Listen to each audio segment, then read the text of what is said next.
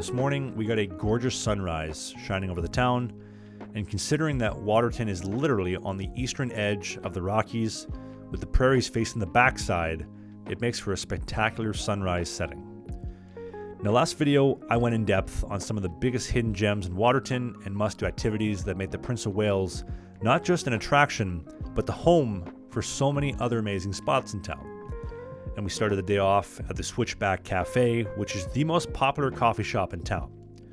I opted for their new maple chai latte, and I'm not gonna lie, it was pretty good. And the building itself that we were in was actually the original gas station in town, which I thought was pretty cool to see how it has evolved over the years. And after that, Rick and I would head down towards the lake to take on those Waterton winds, which quite regularly reach upwards of 80 kilometers an hour.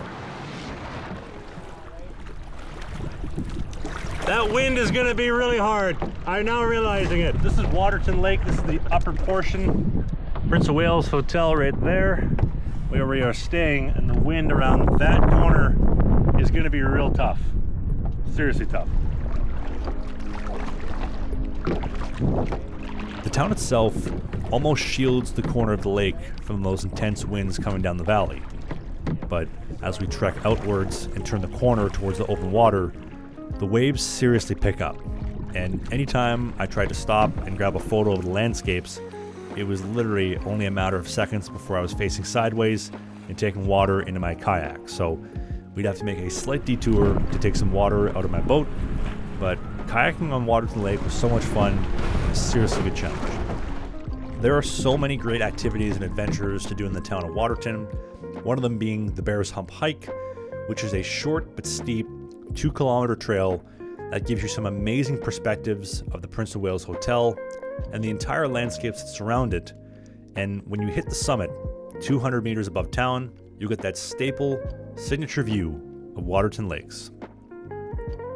Now, the Great Northern Railway never expanded rail lines into Canada, but when the Canadian Pacific's general manager, William Cornelius Van Horn, coined the phrase, "If we can't export the scenery, we must import the tourists," that's the exact mentality that built our country from coast to coast.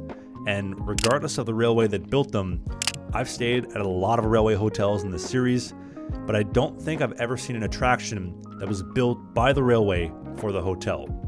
But the Great Northern did exactly that here and is still in service today. And that is the Waterton Shoreline Cruise, which operates the oldest passenger ship still in service anywhere in Canada. It was built in 1927 by the Great Northern to import those thirsty Americans over the border. She seats 165 passengers and still honors the traditional colorway and logo of the railway that built her almost a century ago. The cruise itself heads around the lake towards open water and will follow the northern shoreline all the way up the 13-kilometer lake, which is also 500 feet deep at its deepest point, making it by far the deepest lake in the entire Canadian Rockies.